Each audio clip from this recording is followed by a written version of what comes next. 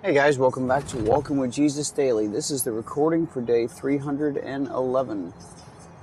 And we are right in the middle of a lot going on with Jesus. Jesus has just been arrested, bound by a small army, taken to, in the middle of the night, taken to Annas, the father-in-law of who's supposed to be the only high priest that year, Caiaphas. And he's been struck, one time documented here, but we know that he is struck multiple times throughout this arrest and throughout this this entire event. And the way that Jesus responds is incredible. It's like, if I said something wrong,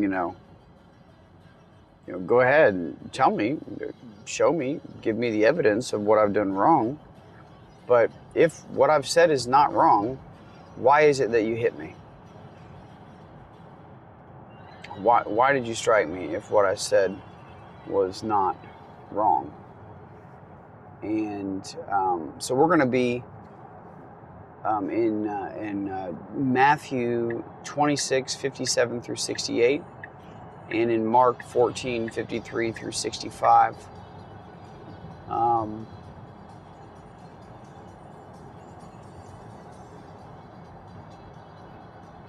I don't really like reading what we're going to read. I read it, and if I'm honest with you, I try to almost detach myself from it a little bit. I try to almost like, you know how you can read over something and it's so horrible that you can't really you can't really get it. And because of that,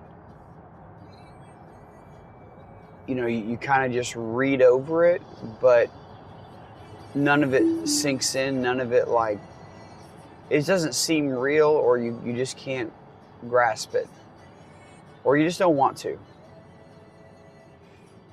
We can pretend that things aren't happening and don't exist all we want, but the fact of the matter is there are terrible things happening right now. There are people being stolen, children being stolen. Today it is 37 degrees outside.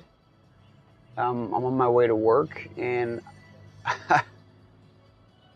I just came from my palace, in my portable palace, where I've got my heat on, and my seat is warm. I've even got, which I did not order any of these things, just so you know. I've even got a heated steering wheel. Okay, this is apparently a real thing. So, and I am cold in my car. And I'm like, man, it's cold outside. And then, last night when I was praying with the boys, we were giving thanks to God for the house we got to live in, and the beds we got to sleep in, and the warmth that we got to feel. But we prayed over the people that don't have any of those things.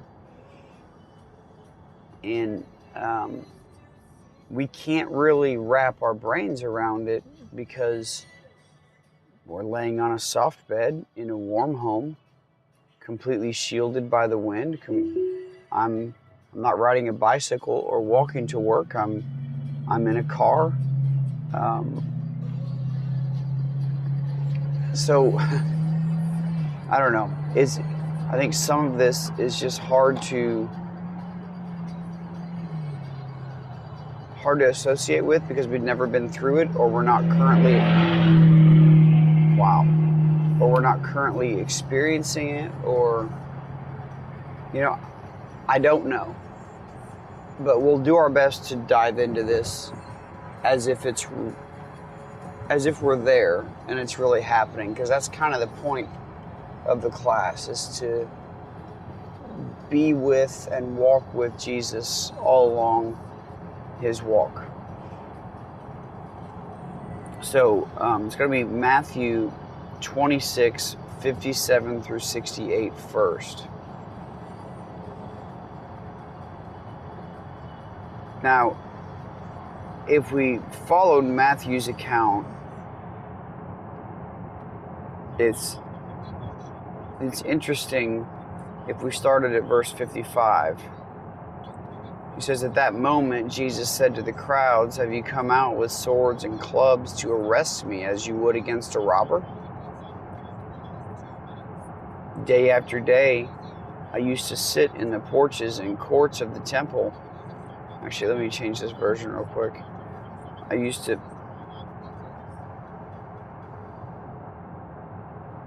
teaching, and you did not seize me. But all this, this is the verse, okay? All this has taken place that the scriptures of the prophets might be fulfilled. Then all the disciples left him and fled.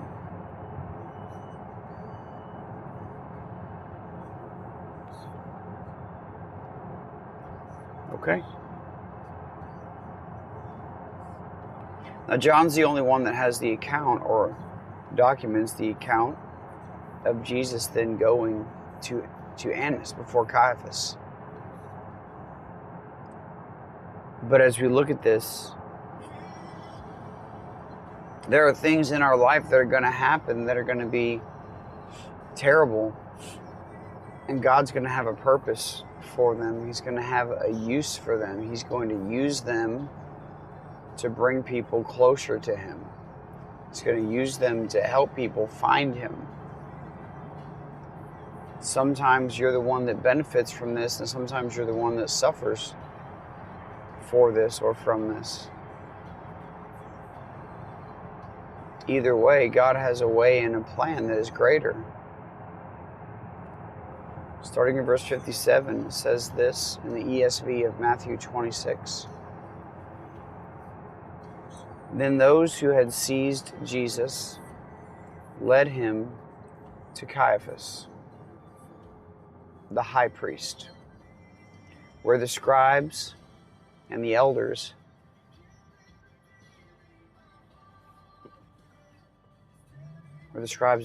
had gathered. And Peter was following him at a distance, as far as the courtyard of the high priest. And going inside, he sat with the guards to see the end. Interesting wording. Now the chief priests and the whole council were seeking false testimony against Jesus, that they might put him to death. But they found none, though many false witnesses came forward. This is crazy. They were seeking false testimony against Jesus so they could kill him. But even though a bunch of false witnesses came forward, they didn't find one. At last, 2 came forward.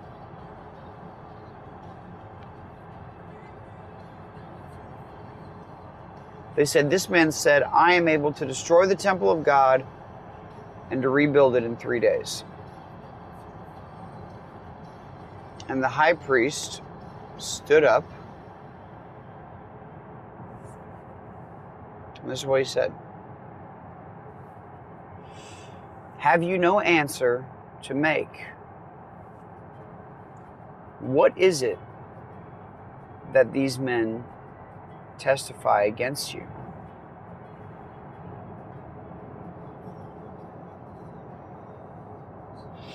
Do you not have an answer? Do you have nothing to say? Are you not hearing the words that these people are saying?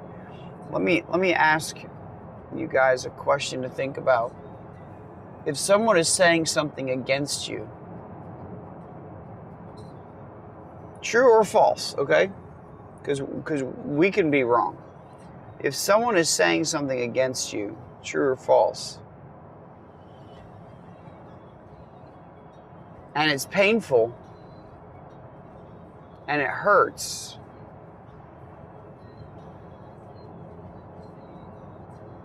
how many of you are just going to stand there and let it happen? How many of you are going to say nothing and just let it play out?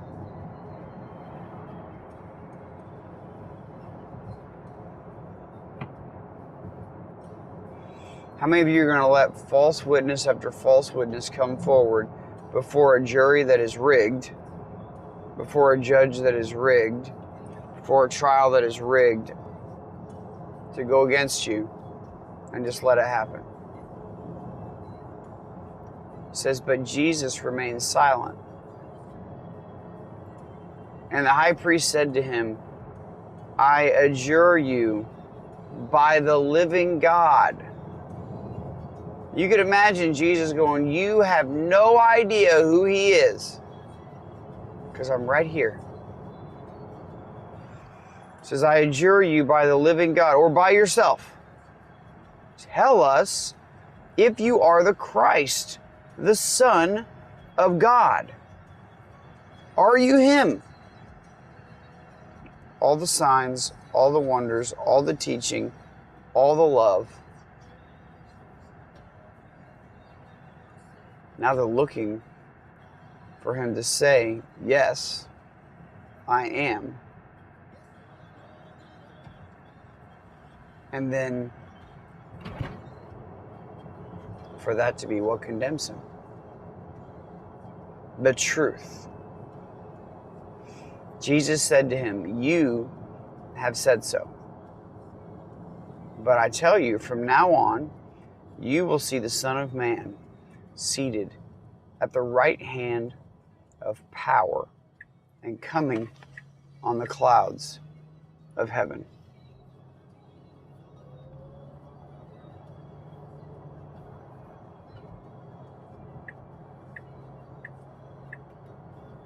Then the high priest tore his robes and said, he has uttered blasphemy. What further witnesses do we need? You have now heard this blasphemy. What is your judgment?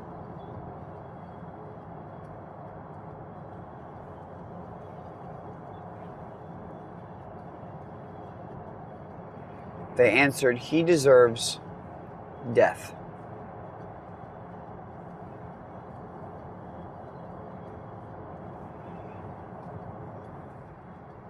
It's a short verse, 66. If you put it all together, Matthew 26, 66 is 3 straight sixes. I'm not drawing anything. I wasn't looking for that. It's just there and obvious. You guys make of it what you want. But it is Matthew 2, 6, 6, 6. What is your judgment? They answered, he deserves death. Then they spit in his face and struck him.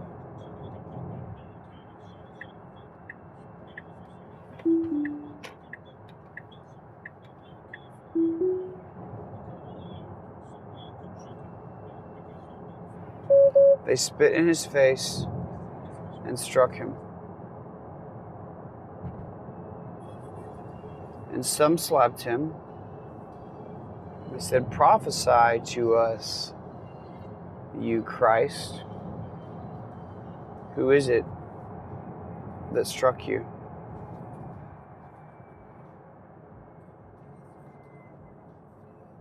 Isn't this hard to read? Isn't this hard to listen to?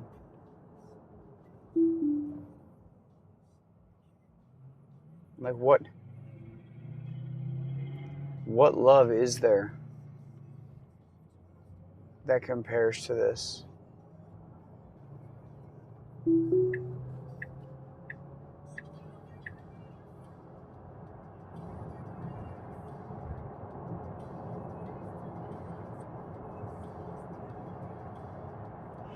All right, we will read Mark's version, and then we'll go back one more time, and that'll be it. Mark 14:53.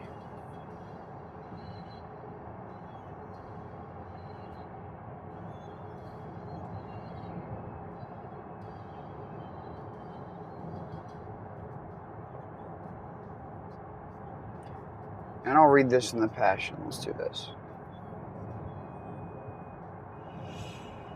Those who arrested Jesus led him away to Caiaphas, the high priest, to a meeting where the religious scholars and the Jewish leaders were assembled. Now Peter had followed him from a distance all the way to the chief priest's courtyard. He sat with the guards and was warming himself by the fire, setting Peter up for what is to come, what we read of yesterday, but I think I read too early, but I just needed to make sure.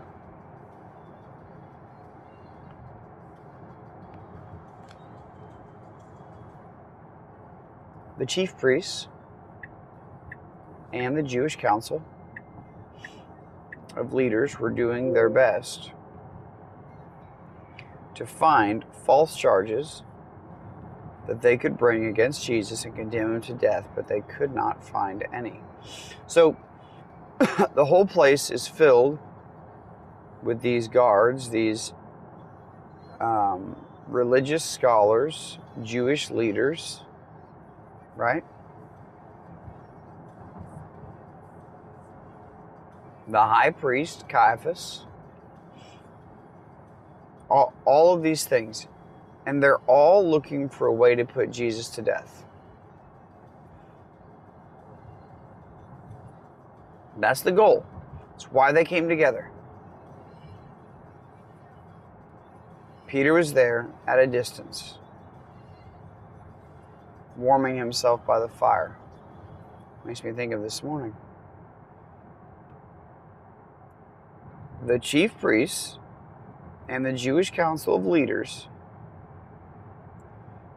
were doing their best to find false charges that they could bring against Jesus so that they could put him to death.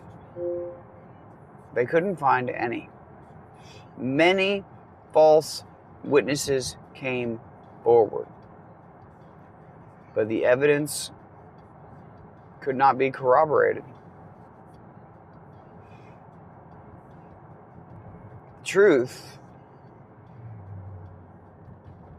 The truth crushed the lies.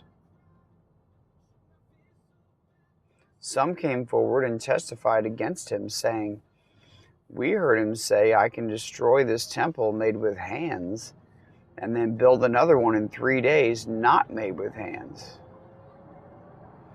Yet even on this point, the witnesses did not agree.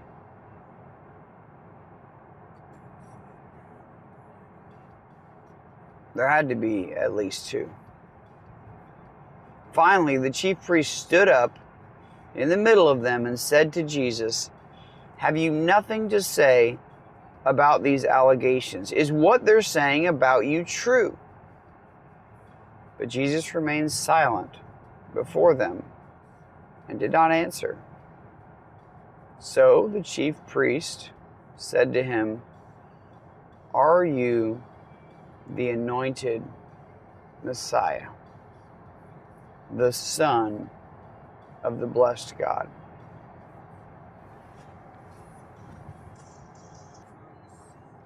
Jesus answered him, "I am.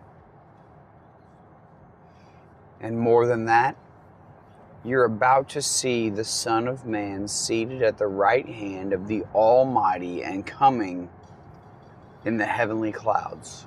Now this is a reference to Daniel 7:13.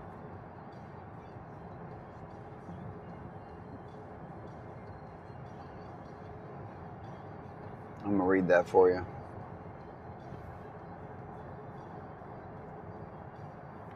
"I kept looking in the night visions, and behold, on the clouds of heaven, one like a son of man was coming, and he came up to the Ancient of Days and was presented before him.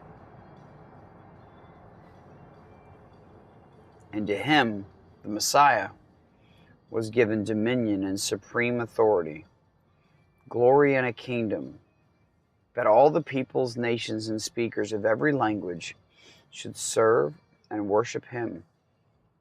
His dominion is an everlasting dominion, which will not pass away, and his kingdom is one which will not be destroyed.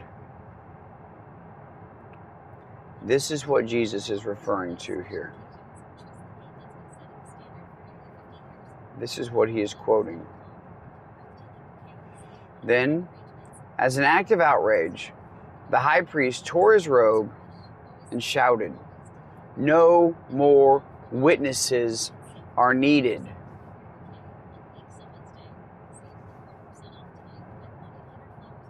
It's interesting, right?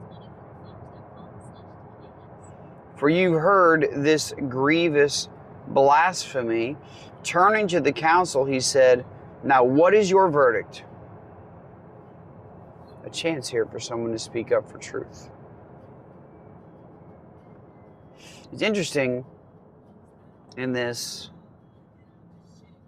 because of the scene, how it's playing out, going to Annas and going to Caiaphas, having two high priests, and it's like they're facing each other.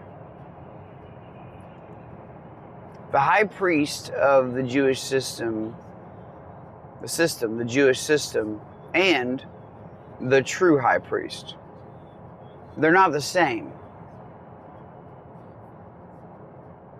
One is in the order of Aaron, which is how it's supposed to be. The other, well, let's put it this way. Let's not talk about Annas and Caiaphas. Let's talk about Caiaphas and Jesus. Let's think about it from that standpoint. Jesus, the one true high priest. The other, the chosen high priest of the Jewish system. So you have Caiaphas, and then you have Jesus. One, the high priest of the Jewish system, or religion, or at this point, political assembly. And then you have Jesus, the true high priest. One, the order of Aaron. The other, the order of Melchizedek. We read about that in Hebrews 7:11 through 28. One, a man with sin, even in his current state. The other, a man without sin and the Son of God. It talks about Leviticus 21:10. It says this: if a high priest tears his robe, he is disqualified from his office.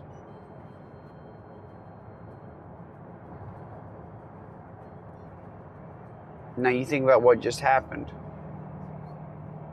The high priest just tore his robe and has stepped out of the way from being a high priest because he was standing before the true high priest. Jesus was taking his place. How cool is that, right?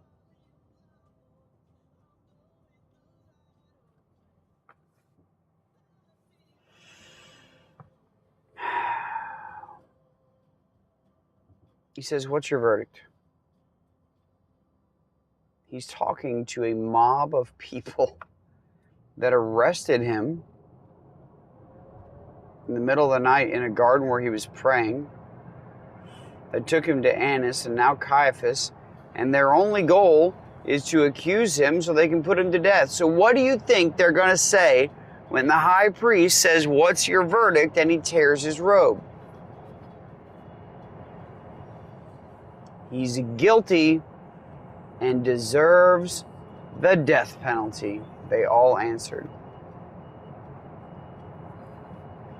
Then at this point, it's over for Jesus. The verdict has been dropped. There is no appeal. There's a one and done. He doesn't got to live in prison for the next 20 years seeing how many appeals he can do. No, that's not the way this works. He's been found guilty and he's been given his judgment. All in one moment. So what do? They spat on his face.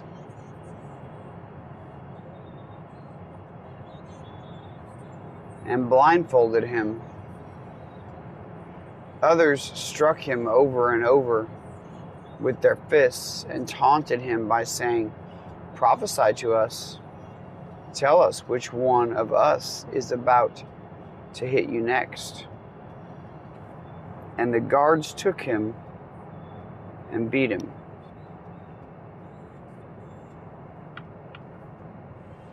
Now we can... It's so hard to see this, but this could have been any one of us.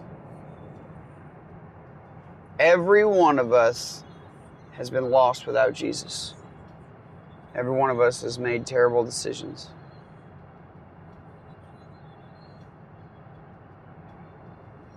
So with that being said,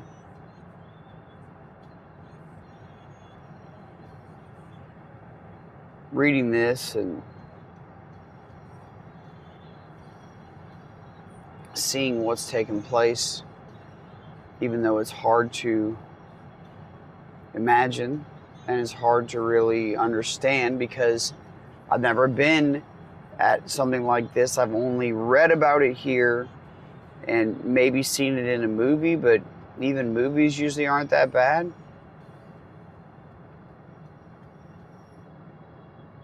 One more time and then we're going to be done. This would be Matthew 26 again, but in the Amplified. And if there's anything in here, I'll read it out. Those who had seized Jesus led him away to Caiaphas, the high priest, where the scribes and the elders, the Sanhedrin, the Jewish high court, had gathered illegally together. Now we got some notes on this. It was unlawful for a criminal court proceeding to be held at night. Further, although the Sanhedrin, the Jewish high court, was granted substantial power to act by the Roman government, the Sanhedrin could not impose the death penalty on a criminal. Interesting. And what just took place? A nighttime trial and the death penalty. Court cases requesting a death penalty to be imposed by the Roman government were to be held publicly in the temple. The officials of the Sanhedrin waited until morning to announce their verdict, perhaps in an attempt to legalize their unlawful gathering.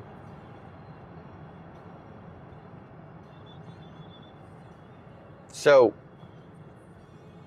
Caiaphas is surrounded by an army of people and his own council. And Jesus could call 12 legions of angels at any point, but doesn't. It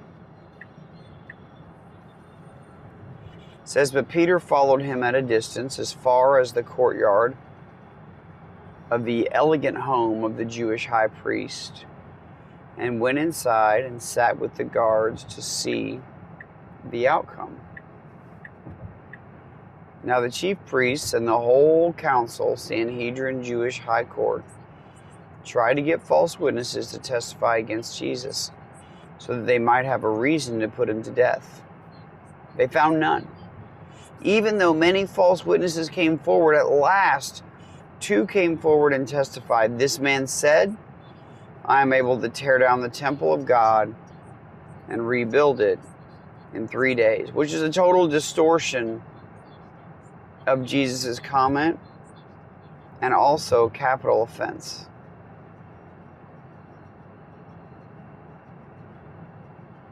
The high priest stood up and said to Jesus, have you no answer to give? What is it that these men are testifying against you?" But Jesus kept silent.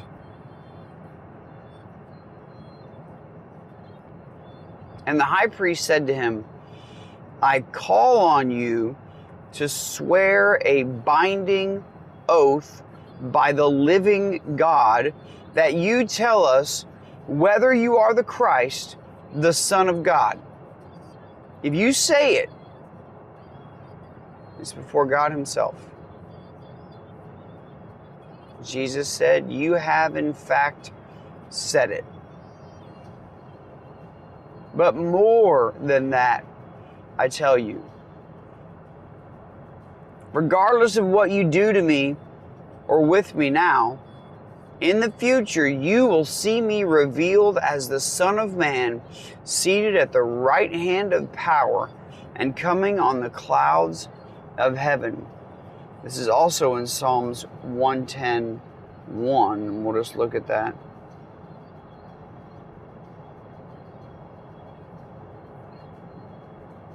The Lord Father says to my Lord, the Messiah, his Son, "Sit at my right hand until I make your enemies a footstool for your feet," subjecting them into complete submission.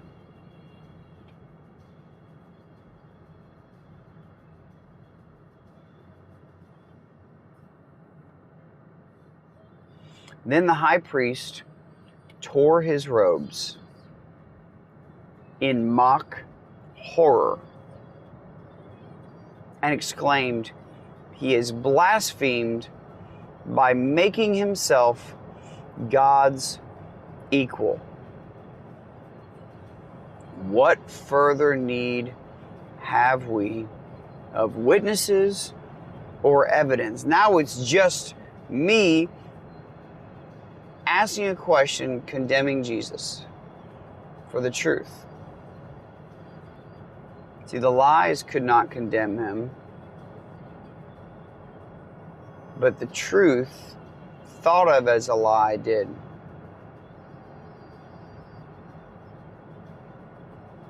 It says, "What further need have we of witnesses or evidence? See, you have now heard the blasphemy." This is Leviticus 24:16, Numbers 14:6.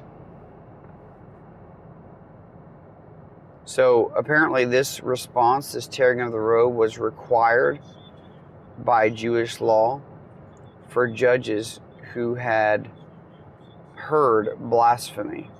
However, the Old Testament forbade the high priest to tear his clothing. This is something I never knew before. This is nuts.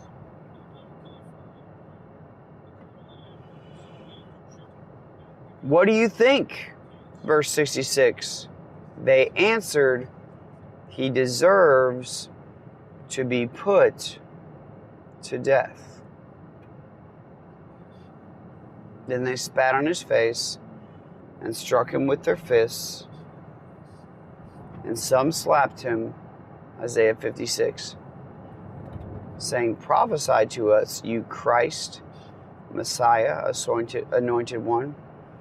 Who was it that struck you?" I mean, he was blindfolded according to Mark. Obviously, Jesus could have stopped this from happening, could have prophesied every hit. He could have suspended the spit in the air before it hit his face. Could have done anything in this moment. But he'd already done it all. He'd already done everything. This was the heart of men. This is what men wanted. God knew what they would want, so he let them have it. Good news is that God used this incredible evil for the greatest good ever. I'm sitting here looking at this sunrise. as I finish this thought up, what value would my life have if not for this moment? If Jesus had just said, I know what's coming, and you know what? I don't want it. They're not worth it. No matter what I try, I cannot get them. But he didn't. He didn't see them like that. He saw them as sheep without a shepherd. He saw them as worth saving.